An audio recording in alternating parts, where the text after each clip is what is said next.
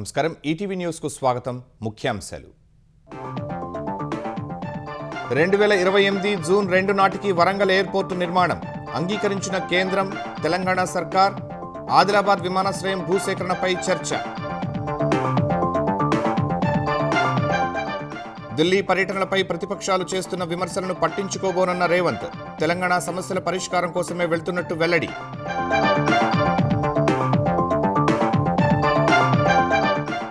తెలంగాణలో ఏసీబీకి చిక్కిన 2 అధికారులు హెచ్ఎండిఏ చీఫ్ ఇంజనీర్ రవీందర్ ఇళ్లలో సోదాలు పెద్దపల్లిలో 2 లక్షలు తీసుకుంటూ చిక్కిన ఏఈ ఆంధ్రప్రదేశ్లో ఎస్ఐఆర్ గడువు పొడిగించిన కేంద్ర ఎన్నికల సంఘం ఈ నెల 24 వరకు సమయం 30న ముసాయిదా జాబితా ప్రకటన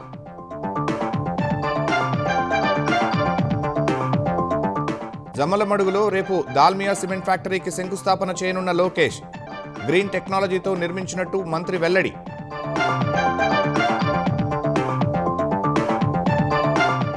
ప్రకాశం జిల్లా సింగరాయకొండలో 2 పిల్లలతో దంపతుల ఆత్మహత్య పల్నాడు జిల్లాలో 2 చిన్నారులను చంపి మహిళ బలవన్మరణం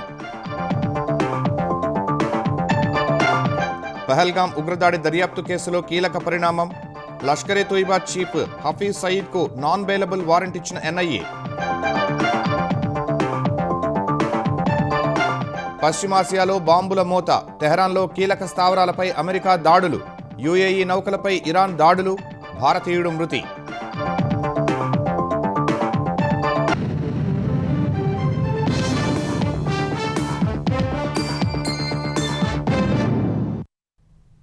వరంగల్ విమానాశ్రయాన్ని 2028 జూన్ 2 నాటికి పూర్తి చేయాలని లక్ష్యంగా పెట్టుకున్నట్లు కేంద్ర రాష్ట్ర ప్రభుత్వాలు తెలిపాయి. ఈ మేరకు ఢిల్లీలో పౌర విమానయాన శాఖ మంత్రి రామ్మోహన్ నాయుడుతో సీఎం రేవంత్ రెడ్డి చర్చల తర్వాత ఇరువురు ప్రకటించారు. ఆదిలాబాద్లో పౌర విమానాశ్రయంతో పాటు రక్షణ శాఖ ఎయిర్పోర్టు ఇతర అభివృద్ధి ప్రాజెక్టులు వచ్చేలా కృషి చేస్తున్నట్టు వివరించారు. తెలంగాణకు సంబంధించిన పెండింగ్ ప్రాజెక్టులకు అనుమతుల కోసం ఢిల్లీ వెళ్లిన సీఎం రేవంత్ రెడ్డి వరుసగా కేంద్ర మంత్రులను కలుస్తున్నారు. మొదట కేంద్ర ఉపరితల రవాణా శాఖ మంత్రి నితిన్ గడ్కరీతో సమావేశమైన సీఎం రీజనల్ రింగ్ రోడ్డు ఉత్తర ప్రాంత పనులకు కేంద్ర కేబినెట్ ఆమోదం తెలపాలని కోరారు. దక్షిణ ప్రాంతం పనులకు వెంటనే అనుమతులు ఇవ్వాలని విజ్ఞప్తి చేశారు.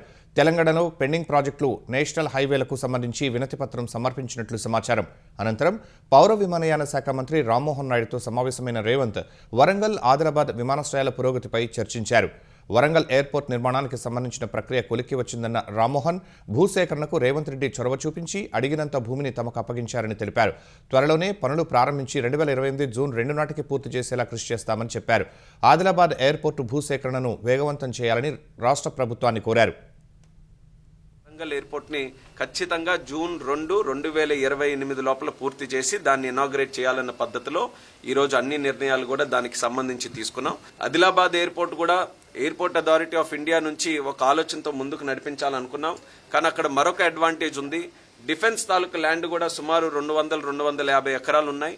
డిఫెన్స్ ను కూడా ఇన్వాల్వ్ చేసి ఆ ఎయిర్పోర్ట్ నిర్మించాలని రాజ్నాథ్ సింగ్ గారితో ప్రత్యేకమైనటువంటి ఒక కార్యక్రమం పెట్టాం. రాజ్నాథ్ సింగ్ గారు కూడా ఒప్పుకొని వాళ్ళ డిఫెన్స్ వాళ్ళందరితో కూడా మాట్లాడితే చాలా ఇంట్రెస్టెడ్ గా అక్కడ డిఫెన్స్ ఇన్ఫ్రాస్ట్రక్చర్ ని ముందుకు నడిపించాలని వాళ్ళు కూడా ఒక ప్రపోజల్ ఇచ్చారు. దానికి సంబంధించి సుమారు 1500 ఎకరాలు కావాలనంటే దానికి కూడా రాష్ట్ర ప్రభుత్వం చాలా సుముఖంగా ఉంది. అది కూడా వీలైనంత త్వరగా మనం ల్యాండ్ ఎక్విజిషన్ అన్ని కూడా చేసుకోగలిగితే ఖచ్చితంగా ఆదిలాబాద్ లో కూడా బ్రహ్మాండమైన మరొక ఎయిర్పోర్ట్ కూడా అక్కడ స్థాపించడానికి అవకాశం ఉంటుంది. కేవలం సివిలియన్ ఎయిర్పోర్టే కాదు, డిఫెన్స్ కి సంబంధించిన ఎయిర్పోర్ట్, డిఫెన్స్ తాలూకా యాక్టివిటీతో అక్కడ మ్యానుఫ్యాక్చరింగ్ కానీ వాళ్ళ ఆపరేషన్స్ కానీ వాటన్నిటితో కూడి ఉంటుంది. తెలంగాణ ప్రాజెక్టులకు రామ్మోహన్ పూర్తిగా సహకరిస్తున్నారని సీఎం రేవంత్ రెడ్డి చెప్పారు. కాకతీయ సంస్కృతి ఉట్టిపడేలా వరంగల్ విమానాశ్రయం నిర్మితం అవుతుందని తెలిపారు. స్థానిక సంస్కృతి కాకతీయ డైనాసిటీకి ప్రపంచంలోనే ఒక గొప్ప గుర్తింపు ఉన్నది. కాకతీయ కళాఖండాల గురించి కూడా ప్రపంచంలో గుర్తింపు ఉన్నది. ఈరోజు వరంగల్లో నిర్మిస్తున్న ఎయిర్పోర్ట్కి ఆ కాకతీయ కళాఖండాల రూపురేఖలతో పాటు అంతర్జాతీయ ప్రమాణాలతోనే ఆ ఎయిర్పోర్టును నిర్మించాలి, పూర్తి చేయాలని టార్గెట్ గా పనిచేస్తున్నాం. జూన్ 2, 2028 నాటికి వరంగల్ ఎయిర్పోర్ట్ అదేవిధంగా ఆదిలాబాద్ ఎయిర్పోర్టును కూడా పూర్తి చేయాలన్న లక్ష్యంతోనే ఈ రోజు మేము ప్రయత్నం చేస్తున్నాము. అవసరమైన సహకారం రాష్ట్ర కేంద్ర ప్రభుత్వాలు ఇచ్చిపుచ్చుకొని ముందుకు వెళ్లడం జరుగుతుంది. కేంద్రంలో పెండింగ్లో ఉన్న సమస్యలకు చర్చలే పరిష్కారమన్న సీఎం అందుకే ఢిల్లీ వచ్చి కేంద్ర మంత్రులను కలుస్తున్నట్లు తెలిపారు. ఢిల్లీ పర్యటనపై వస్తున్న విమర్శలను పట్టించుకోబోనని స్పష్టం చేశారు. వీలైనంత మేరకు అందుతా ఉన్నాయి. కొన్ని దగ్గరలో సమస్యలు వచ్చినప్పుడు వచ్చి చర్చించుకుంటున్నాం. మీకు తెలుసు, మెట్రో రైలుకు సంబంధించి కానీ లేకపోతే రీజనల్ రింగ్ రోడ్ విషయాలు కానీ పదే మేము ప్రయత్నం చేస్తున్నాం. ఎక్కడైనా సమాచార లోపం ఉన్నా, ఎక్కడైనా ఆలస్యం జరిగినా అది చర్చల ద్వారానే పరిష్కారం అవుతుంది. కొంతమంది గిట్టనోళ్ళు, కొంతమంది సరిపోనోళ్ళు పదే ముఖ్యమంత్రి గారు ఢిల్లీ ప్రయాణం చేస్తున్నారు, ఇన్నిసార్లు వెళ్ళిరు, అన్నిసార్లు వెళ్ళిరు అని లెక్కలు చెప్తున్నారు. ఏది వచ్చినా ప్రజల కోసమే పనిచేస్తున్నాం. నిన్నటికి నిన్న మేము తెలంగాణ రాష్ట్రంలో ఉండే అన్ని పార్టీల ఎంపీలను పిలిచి మేము పవర్ పాయింట్ ప్రజెంటేషన్ ఇచ్చినాం. కేంద్ర ప్రభుత్వంతో తెచ్చుకోవాల్సిన అనుమతులు కానీ నిధులు కానీ వాటికి సంబంధించిన సమాచారాన్ని అంత ఇచ్చినాం. స్పష్టంగా చెప్పినాం, అభివృద్ధి జరిగేటప్పుడు రాజకీయాలు లేవు. అభివృద్ధినే లక్ష్యంగా ఈరోజు రాష్ట్ర కేంద్ర ప్రభుత్వాలు సహకారంతో ముందుకు వెళ్తున్నాయి. ఈ కార్డియల్ రిలేషన్ కొనసాగించాలని మేము భావిస్తున్నాము. తద్వారానే సమస్యలు పరిష్కారం అవుతాయి. పార్లమెంటు సమావేశాల సందర్భంగా మరోసారి ఢిల్లీ వస్తానని చెప్పిన రేవంత్ కేంద్ర మంత్రులను కలిసి సమస్యల పరిష్కారానికి కృషి చేస్తానని తెలిపారు. కన్నేపల్లి పంప్ హౌస్ నుంచి నీటిని ఎత్తిపోస్తే అన్నారం, సుందిళ్ల ఆనకట్టలకేమైనా అయితే తామే బాధ్యత వహిస్తామని బీఆర్ఎస్ ఎమ్మెల్యేలు తెలిపారు. 2 ఆనకట్టలకు ఏమైనా జరిగితే పార్టీకి చెందిన 28 ఎమ్మెల్యేలు రాజీనామా చేస్తామని, మళ్లీ పోటీ చేయబోమని స్పష్టం చేశారు. పంటలతో పాటు తాగునీటికి ఇబ్బంది అవుతోందన్న బీఆర్ఎస్ నేతలు కన్నేపల్లి నుంచి మోటార్లు ప్రారంభించమంటే ఎందుకు చేయటం లేదని ప్రశ్నించారు. హెలికాప్టర్లోనైనా సీఎం, మంత్రులు మేడిగడ్డ, ఎల్లంపల్లి, మిడ్మానేరుకు వస్తే తమ బాధలు అర్థమవుతాయని తెలిపారు. పంటలతో పాటు తాగునీరుకి ఇబ్బంది అవుతుంది, మేజర్ కార్పొరేషన్ కు తాగునీరుకి ఇబ్బంది అవుతుంది. మరి ఇంత మేము దగ్గర ఒక 1 మంత్ నుంచి కన్నెపల్లి నుంచి మోటార్ లాంచ్ చేయి మా బాధ చూడమంటే ఎందుకో పట్టించుకోకుండా మీరు మంత్రులు దేవాదులో వెళ్ళిపోండి, నో ప్రాబ్లం. మరి మా కరీంనగర్ ఏం తప్పు చేసింది, మా కన్నెపల్లి ఏం తప్పు చేసింది, మా మేడిగడ్డ ఏం తప్పు చేసింది? ఎందుకు ఇటువైపు మంత్రుల బృందం వస్తలేరు? ఇమ్మీడియట్ గా మీ మంత్రుల బృందము మీరు వచ్చి కన్నెపల్లి విజిట్ చేసి మీరు మోటార్ లాంచ్ చేసే అవకాశం ఉన్నది. ఎవరి మాట వినకుండ్రి. మేము శాసనసభలో అందరూ చెప్తున్నాము, ఒక్క స్విచ్ ఆన్ చేస్తే మా ఎల్లెండి నీళ్లు పడతాయి, ఒక స్విచ్ ఆన్ చేస్తే మా మిడ్మానర్ నీళ్ళు వస్తాయి. మేము 28 మంది శాసనసభ్యులు అందరం కూడా బాధ్యత వహిస్తాం. మీరు కన్నపల్లి పంప్ హౌస్ దగ్గర నీళ్లు ఎత్తండి. ఏ ఒక్క ఇంచ్ అయినా కూడా బ్యారేజ్లకి ఏమైనా ప్రాబ్లం అయితే అన్నారం కానీ సుందిల్లా కానీ మేము 28 మంది రాజీనామా చేసి మళ్ళా పోటీ కూడా మేము చెయ్యము. నీకు దమ్ముందా మీ ఇద్దరికి సవాల్ యాక్సెప్ట్ చేయడానికి? సింగరేణిని బీఆర్ఎస్, కాంగ్రెస్ నేతలు బంగారు బాతుగా చూస్తున్నారని కేంద్ర మంత్రి కిషన్ రెడ్డి ఆరోపించారు. సింగరేణి నష్టాల బారిన పడటానికి ఆ 2 పార్టీలే కారణమని విమర్శించారు. కిషన్ రెడ్డి ఆధ్వర్యంలో చేపట్టిన బీజేపీ సింగరేణి భరోసా యాత్ర పెద్దపల్లి జిల్లా రామగుండంకు చేరుకుంది. గతంలో బీఆర్ఎస్ పార్టీ సింగరేణి కార్మికుల శ్రమను 10 ఏళ్ల పాటు దోచుకుందని, ఇప్పుడు కాంగ్రెస్ ప్రభుత్వం కార్మికుల బకాయిలను చెల్లించకుండా చోద్యం చూస్తోందని కిషన్ రెడ్డి మండిపడ్డారు. రాష్ట్ర ప్రభుత్వం తక్షణమే సింగరేణికి రావాల్సిన బకాయిలు చెల్లించాలని కిషన్ రెడ్డి డిమాండ్ చేశారు. నేను సింగరేణి విషయంలో కేసీఆర్ ఏ రకంగా చేశాడో కాంగ్రెస్ పార్టీ అదే రకంగా చేసింది. సుమారు 27,000 కోట్ల రూపాయలు ఈ 2.5 సంవత్సరాలలో మన సింగరేణి పైసలు మనకి ఇవ్వడం లేదు. తెలంగాణ ప్రభుత్వంలో 3 బడ్జెట్లు పెట్టారు కదా, మరి 1,000 లక్షల కోట్లు చెప్తున్నారు కదా. నా సింగరేణి కార్మికులు అందులో భాగం కాదా? నా సింగరేణి కార్మికుల పైసలు తీసుకునేటువంటి హక్కు, అధికారం ఈరోజు కాంగ్రెస్ పార్టీ కానీ గతంలో బీఆర్ఎస్ పార్టీ కానీ ఎవరిచ్చారని అడుగుతా ఉన్నాను. ఆంధ్రప్రదేశ్లో ఓటర్ల జాబితా ప్రత్యేక సవరణ ఎస్ఐఆర్ గడువును కేంద్ర ఎన్నికల సంఘం పొడిగించింది. బీఎల్ఓలు ఇంటింటికి వెళ్లి ఎన్యుమరేషన్ పత్రాల పంపిణీ సహా నింపిన పత్రాల స్వీకరణ గడువు ఇవాటితో ముగియగా దానిని ఈ నెల 24 వరకు పొడిగించింది. పోలింగ్ కేంద్రాల హేతుబద్ధీకరణ, పునర్వ్యవస్థీకరణ ప్రక్రియను కూడా జూలై 24లోపు పూర్తి చేయాలని నిర్ణయించారు. ఓటర్ల ముసాయిదా జాబితాను జూలై 31న ప్రచురిస్తారు. అదే రోజు నుంచి ఆగస్టు 30 వరకు క్లెయిమ్లు, అభ్యంతరాల స్వీకరణ చేపట్టనున్నారు. క్లెయిమ్లు, అభ్యంతరాల పరిష్కార ప్రక్రియ జూలై 31 నుంచి సెప్టెంబర్ 28 వరకు కొనసాగుతుంది. అనంతరం అక్టోబర్ 3న తుది ఓటర్ల జాబితాను ప్రచురించనున్నారు. సవరించిన షెడ్యూల్ను అన్ని అధికారులకు తెలియచేయడంతో పాటు విస్తృత ప్రచారం నిర్వహించాలని కేంద్ర ఎన్నికల సంఘం ఆంధ్రప్రదేశ్ ప్రధాన ఎన్నికల అధికారిని ఆదేశించింది. రాజకీయ పార్టీలకు కూడా ఈ మార్పులను లిఖితపూర్వకంగా తెలియచేయాలని సూచించింది. రియల్ టైమ్ గవర్నెన్స్ పై సీఎం చంద్రబాబు సమీక్ష నిర్వహించారు. దేవాదాయ శాఖ, ఆర్ఎండ్బి, రవాణా, ఆర్టీసీ, అగ్నిమాపక శాఖ, వ్యవసాయ శాఖల సేవలపై సమీక్షించారు. ఆంధ్రప్రదేశ్లో యూరియా లభ్యత, రైతులకు అందించేలా తీసుకుంటున్న చర్యలపై అధికారులతో సీఎం చర్చించారు. ప్రభుత్వ ప్రధాన కార్యదర్శి సాయి ప్రసాద్, డీజీపీ హరీష్ కుమార్ గుప్తా సహా ఆయా శాఖల ఉన్నతాధికారులు సమీక్షకు హాజరయ్యారు. సముద్ర ప్రమాదంలో ప్రాణాలు కోల్పోయిన మత్స్యకార కుటుంబాల పరామర్శ పేరిట విశాఖలో వైసీపీ అధ్యక్షుడు జగన్ చేపట్టిన పర్యటన విజయయాత్రలా సాగింది. కారులో నుంచి బయటకొచ్చి చిరునవ్వులతో జగన్ అభివాదం చేస్తుంటే ఆ పార్టీ కార్యకర్తలు జై జగన్ సీఎం సీఎం అంటూ నినాదాలు చేశారు. జగన్ వెంట విజిల్స్ వేస్తూ కేరింతలు కొట్టారు. బాధిత కుటుంబాలు అంతులేని దుఃఖంలో ఉంటే పరామర్శ పేరుతో ర్యాలీలు చేయడంపై విమర్శలు వస్తున్నాయి.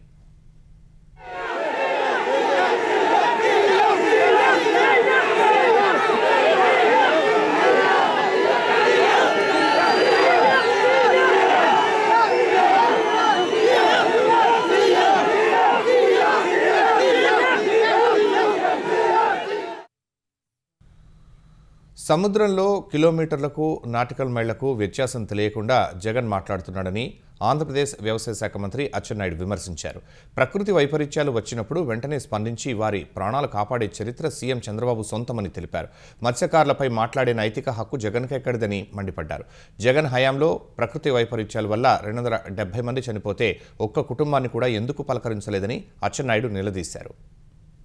బాధ్యత గల ప్రభుత్వం కాబట్టే జరిగినటువంటి 42 గంటల్లో ఇమీడియట్ గా 10 లక్షల రూపాయలు నష్టపరిహారం ఇచ్చినటువంటి ప్రభుత్వం ఎన్డీఏ ప్రభుత్వం చంద్రబాబు నాయుడు. సిగ్గు లేకుండా 10 లక్షలు ముష్టి అంటావా? నీకు సిగ్గుంది? అసలు ముష్టితో పోలుస్తావా? ఉంది అన్ని అబద్ధాలు, పచ్చి అబద్ధాలు మాట్లాడుతున్నారు. సంవత్సరానికి బ్యాన్ పీరియడ్ కి ఒక 10,000 రూపాయలు చొప్పున వారికి ఇతోధికంగా సహాయం చేసావు తప్ప 5 సంవత్సరాలు ఒక్క కార్యక్రమం అంటే ఒక కార్యక్రమం చేసావా?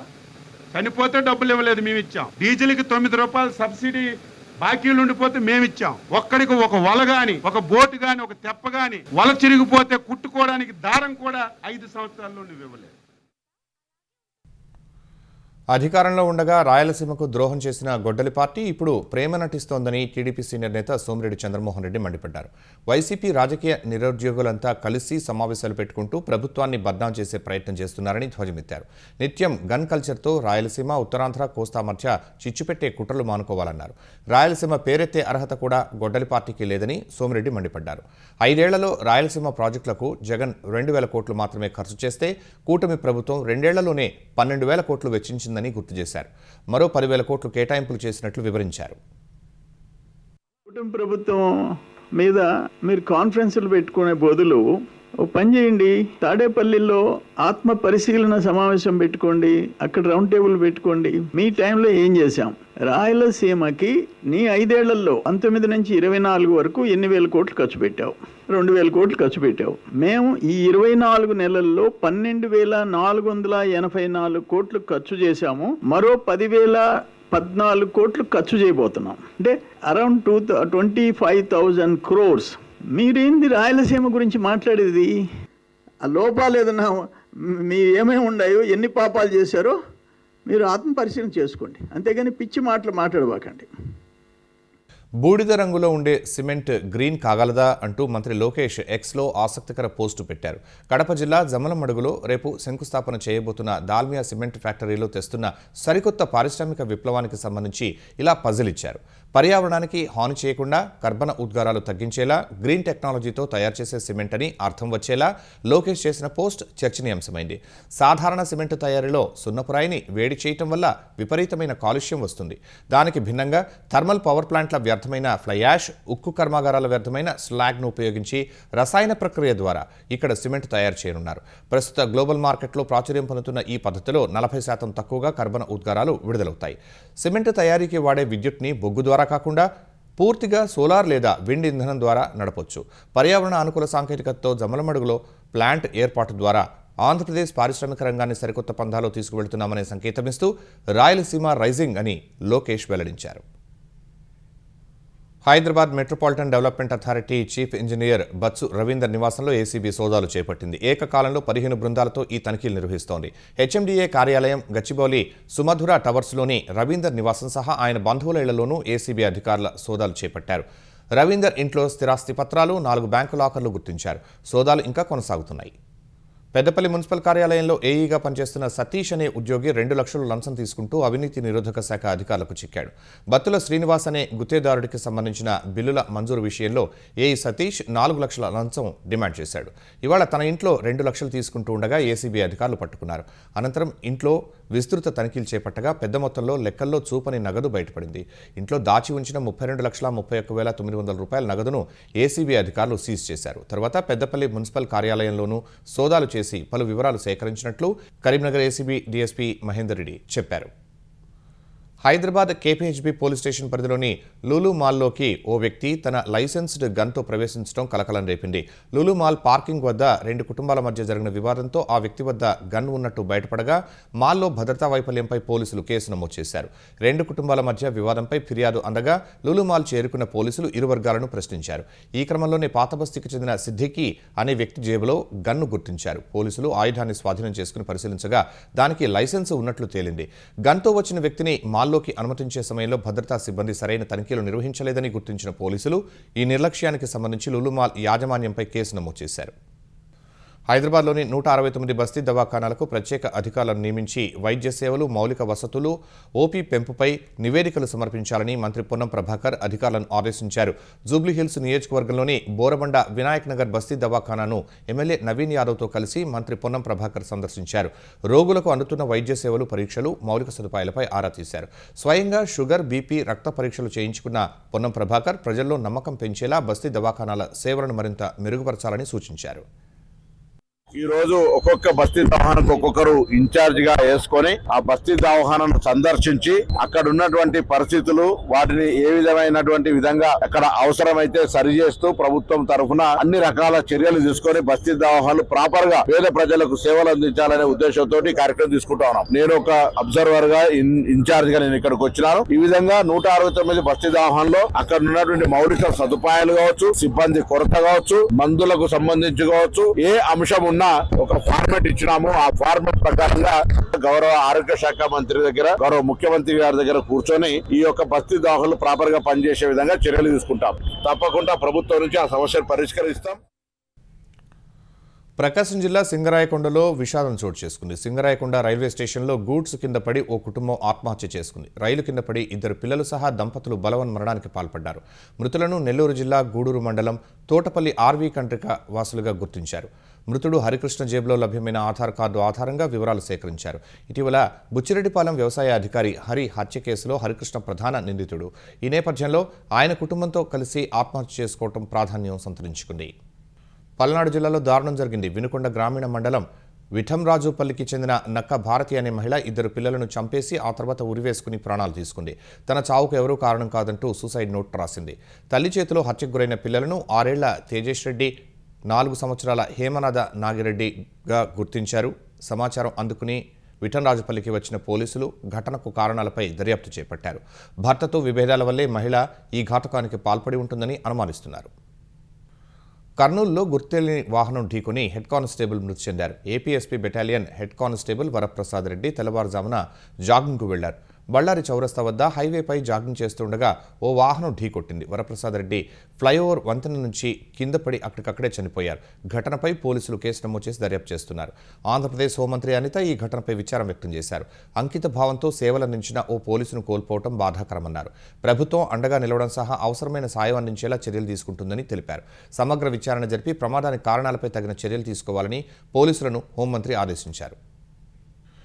పల్నాడు జిల్లా సత్తెనపల్లి నలంద కాలేజీ సమీపంలో జరిగిన ప్రమాదంలో బీ ఫార్మసీ విద్యార్థిని మృతి చెందింది.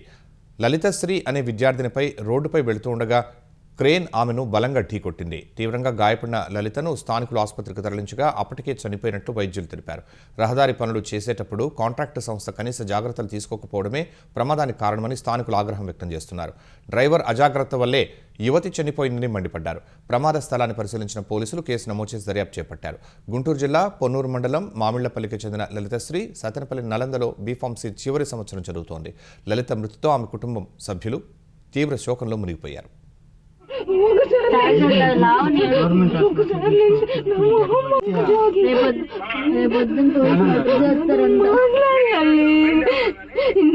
మాట్లాడుకోలేదని బాధపడ్డాము.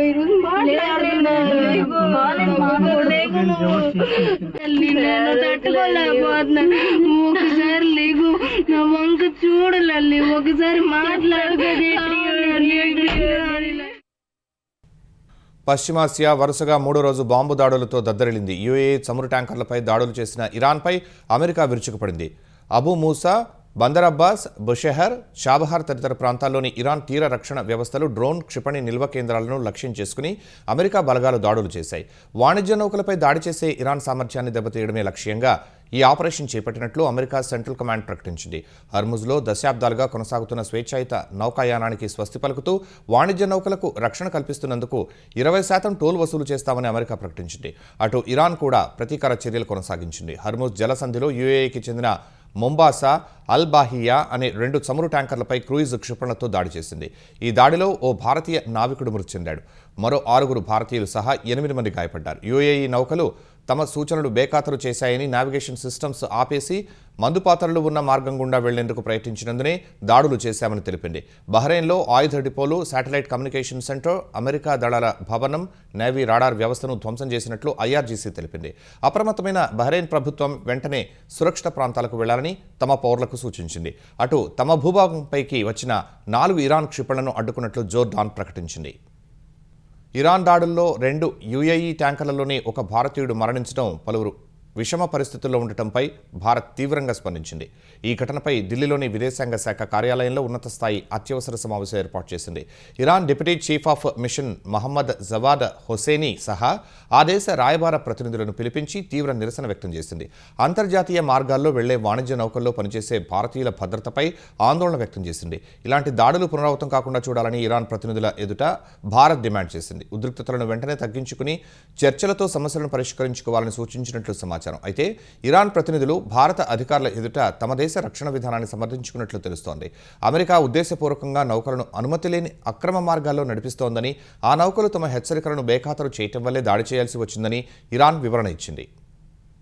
పహల్గామ్ ఉగ్రదాడి కేసు దర్యాప్తులో కీలక పరిణామం చోటు చేసుకుంది. పాకిస్తాన్ కేంద్రంగా పనిచేసే నిషేధిత లష్కర్ ఎ తోయిబా చీఫ్ హఫీజ్ సయీద్పై జమ్మూలోని NIA court non bailable warrant జారీ చేసింది. పహల్గామ్ ఉగ్రదాడి కేసులో సయీద్పై ఎన్ఐఏ ఛార్జ్షీట్ దాఖలు చేసిన వేళ ఈ పరిణామం చోటు చేసుకుంది. పరారీలో ఉన్న హఫీజ్ సయీద్ పాకిస్తాన్కు చెందిన పంజాబ్ రాష్ట్రంలోని సర్గోడాలో ఉంటున్నట్లు కోర్టుకు ఎన్ఐఏ తెలిపింది. పహల్గామ్ ఉగ్రదాడిలో అతడు కీలక నిందితుడని, ఉద్దేశపూర్వకంగా అరెస్టు నుంచి తప్పించుకుంటున్నాడని నివేదించింది.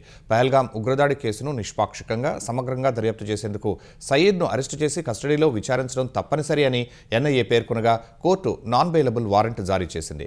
2008 ముంబై ఉగ్రదాడుల కేసులో కీలక సూత్రధారైన సయీద్ను ఇప్పటికే భారత్ సహా అమెరికా అంతర్జాతీయ ఉగ్రవాదిగా ప్రకటించాయి. 26 మందిని బలిగొన్న పహల్గామ్ ఉగ్రదాడికి తెగబడింది జమ్మూ కాశ్మీర్ కేంద్రంగా పనిచేసే ది రెసిస్టెన్స్ ఫోర్స్ ఉగ్ర సంస్థ అయినా అది లష్కర్ ఎ తోయిబాకు అనుబంధంగా పనిచేస్తోందని ఎన్ఐఏ గుర్తించింది. భారత్, యూకే మధ్య కుదిరిన చారిత్రాత్మక స్వేచ్ఛా వాణిజ్య ఒప్పందం రేపటి నుంచే అమల్లోకి రానుంది. ఈ ఒప్పందం వల్ల బ్రిటన్కు భారత్ చేసే ఎగుమతుల్లో 99% వస్తువులపై ఎలాంటి సుంకాలు ఉండవు. ఈ ఒప్పందం వల్ల వస్త్రాలు, పాదరక్షలు, కార్పెట్లు, ప్రాసెస్ చేసిన ఆహార పదార్థాలు, తృణధాన్యాలు, కూరగాయలు, పండ్లు, మసాలా దినుసులు, మాంసం, సముద్ర ఆహార ఉత్పత్తులపై బ్రిటన్ ప్రభుత్వం సుంకాలు పూర్తిగా ఎత్తివేసింది. ప్రస్తుతం ఈ వస్తువుల దిగుమతులపై బ్రిటన్లో 4 నుంచి 16% వరకు కస్టమ్స్ సుంకాలు విధిస్తుండగా జూలై 15 నుంచి ఇవన్నీ జీరో డ్యూటీతో బ్రిటన్ మార్కెట్లోకి ప్రవేశిస్తాయి. తద్వారా భారతీయ ఉత్పత్తుల ధరలు తగ్గి అక్కడ డిమాండ్ పెరగనుంది. ఆటోమొబైల్స్, మోటార్ సైకిళ్లు, విడి భాగాలు, machinery, ceramics, electronics, glass, cement పరిశ్రమలకు కూడా ఈ ఒప్పందం ద్వారా భారీ లబ్ధి చేకూరనుంది. ఈ ఒప్పందంతో భారతీయ వినియోగదారులకు కూడా భారీ ఉపశమనం కలిగించనుంది. బ్రిటన్ నుంచి భారత్కు దిగుమతయ్యే ప్రీమియం వస్తువుల ధరలు దశలవారీగా తగ్గనున్నాయి. ముఖ్యంగా బ్రిటిష్ సాల్మన్ చేపలు, గొర్రె మాంసం, చాక్లెట్లు, సాఫ్ట్ డ్రింక్స్, కాస్మెటిక్స్, లగ్జరీ సబ్బులు, సుగంధ ద్రవ్యాలు, షేవింగ్ క్రీమ్లు, నెయిల్ పాలిష్ వంటి వస్తువుల ధరలు అందుబాటులోకి రానున్నాయి. బ్రిటన్ నుంచి దిగుమతయ్యే వెండిపై సుంకాన్ని రాబోయే 10 ఏళ్లలో పూర్తిగా 0% తగ్గించేందుకు భారత్ అంగీకరించింది. భారత్ రైతుల రక్షణ కోసం apples, walnuts, blue veined cheese, smart ఫోన్లు, బంగారం బిస్కెట్లపై ఎలాంటి పన్ను తగ్గింపు లేదు. బ్రిటన్ కూడా బియ్యం, చక్కెర, మాంసం, గుడ్ల ఉత్పత్తులను సుంకాలు తగ్గించబోదు. ఇథనాల్ కలిపిన పెట్రోల్ వల్ల వాహనాల మైలేజీ తగ్గిపోతోందన్న ఆందోళనను కేంద్ర రవాణా శాఖ మంత్రి నితిన్ గడ్కరీ తోసిపుచ్చారు. సాధారణ వాహనదారులు తమ కారు మైలేజీని స్వయంగా ఖచ్చితంగా కొలవలేరని, కేవలం ఆథరైజ్డ్ డీలర్ల వద్ద ఉండే ప్రత్యేక యంత్రాలపైనే ఆధారపడాలని గడ్కరీ సూచించారు. ప్రభుత్వం తీసుకొచ్చిన E20 పెట్రోల్ వాడటం వల్ల తమ కార్ల మైలేజీ తగ్గిందంటూ ఓ జర్నలిస్ట్, ప్రముఖ యూట్యూబర్ సౌరవ్ జోషి చేసిన ఆరోపణలపై గడ్కరీ స్పందించారు. కారు డాష్బోర్డ్ డిస్ప్లే రీడింగ్ ద్వారా మైలేజీ పరీక్షించామని వారు పేర్కొనగా ఆ విధానాన్ని గడ్కరీ తోసిపుచ్చారు. మైలేజీ విషయంలో భయాల అవసరం లేదన్నారు. అటు ఇప్పటికే E20 పెట్రోల్ వల్ల కొన్ని వాహనాల్లో 3 నుంచి 5% వరకు మైలేజీ తగ్గే అవకాశం ఉందని పెట్రోలియం శాఖ అధికారికంగా అంగీకరించింది. ఫ్రెంచ్ విప్లవ స్ఫూర్తి ఆధునిక ఫ్రాన్స్ ప్రజాస్వామ్య స్వేచ్ఛకు ప్రతీకగా నిలిచే బాస్టిల్ డే వేడుకలు ప్యారిస్లో ఘనంగా జరుగుతున్నాయి. చారిత్రాత్మక ఈఫిల్ టవర్ సాక్షిగా రాత్రివేళ డ్రోన్ బాణాసంచా ప్రదర్శనలు వీక్షకులను మంత్రముగ్ధులను చేశాయి. ఈ ప్రదర్శనలో 1600 డ్రోన్లు ఆకాశంలో రంగురంగుల కాంతులతో అద్భుతమైన ఆకృతులను సృష్టిస్తూ ఉంటే బాణాసంచా వెలుగులు ప్యారిస్ నగరానికి సరికొత్త అందాన్ని తెచ్చిపెట్టాయి. సీన్ నది అందాలు 100 రెట్లు పెరిగింది. లైట్ షో కోసం 12 విభిన్న థీమ్లతో కూడిన దృశ్యాలను ప్రదర్శించారు. 1789లో రాచరికం పతనానికి కారణమైన బాస్టిల్ కోట ముట్టడి జ్ఞాపకార్థం ప్రతి ఏడాది ఈ ఉత్సవాలను నిర్వహిస్తారు. ముఖ్యాంశాలు మరోసారి. 2028 జూన్ 2 నాటికి వరంగల్ ఎయిర్పోర్టు నిర్మాణం అంగీకరించిన కేంద్రం, తెలంగాణ సర్కార్. ఆదిలాబాద్ విమానాశ్రయం భూసేకరణపై చర్చ. ఢిల్లీ పర్యటనలపై ప్రతిపక్షాలు చేస్తున్న విమర్శలను పట్టించుకోబోనన్న రేవంత్. తెలంగాణ సమస్యల పరిష్కారం కోసమే వెళ్తున్నట్టు వెల్లడి.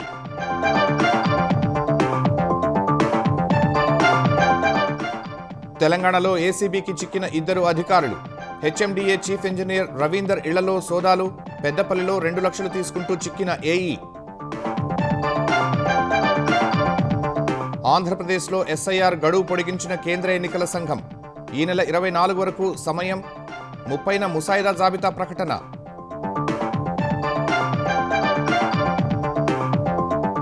జమ్మలమడుగులో రేపు దాల్మియా సిమెంట్ ఫ్యాక్టరీకి శంకుస్థాపన చేయనున్న లోకేష్. గ్రీన్ టెక్నాలజీతో నిర్మించినట్టు మంత్రి వెల్లడి.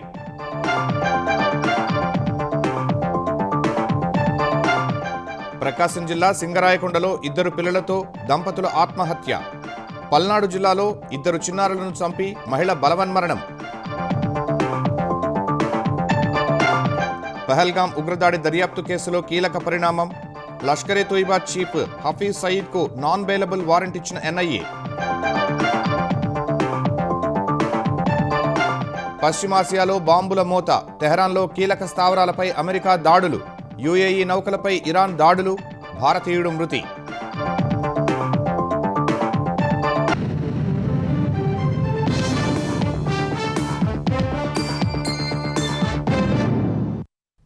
ఈటీవీ న్యూస్ సమాప్తం. నమస్కారం.